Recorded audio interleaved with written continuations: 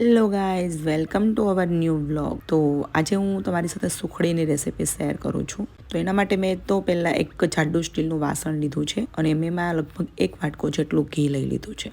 થોડું ઘી લિક્વિડી થાય પછી મેં એમાં જાડો ઘઉંનો લોટ એટલે કે ભાખરીનો લોટ એડ કર્યો છે.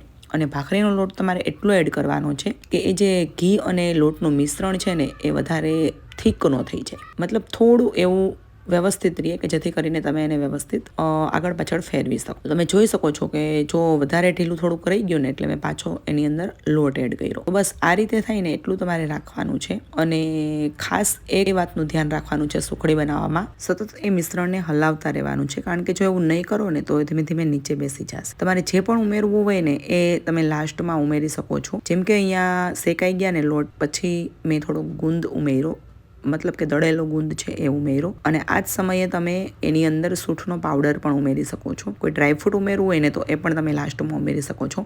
અહીંયા મારો લોટ કમ્પ્લીટ શેકાઈ ગયો છે અને હવે મેં ગેસ બંધ કરી દીધો છે. ત્યારબાદ એમાં જેટલું આપણે ગળ્યું ખાતા હોય એ રીતે તમારે ગોળ એડ કરી દેવાનો છે અને ધીમે ધીમે એને મિક્સ કરવાનું છે. વ્યવસ્થિત ગોળ અને લોટ મિક્સ થઈ જશે એટલે કમ્પ્લીટ તમારી સુખડી જે છે ને એ રેડી છે. સુખડી રેડી થઈ જાય ને પછી તમારે ઘી લગાવેલી કોઈ થાળી કે ડીશની અંદર તમારે એને પાથરી દેવાની છે અને પથરાઈ જાય ને એટલે પછી વ્યવસ્થિત એને તમારે ચમચાથી દબાવી દેવાની છે એટલે એ આખી થાળીની અંદર સ્પ્રેડ થઈ જશે. આ સુખડી એવી વસ્તુ છે ને કે નોર્મલી બધાને જે લોકોને સ્વીટ ભાવતું હોય ને એ બધાને સુખડી ભાવતી હોય છે. અને મને તો છે ને સ્વીટ ભાવે ને એના કરતાં પણ આવી કોઈ પણ વસ્તુ છે ને ગરમ ગરમ હોય ને મને વધારે ભાવે.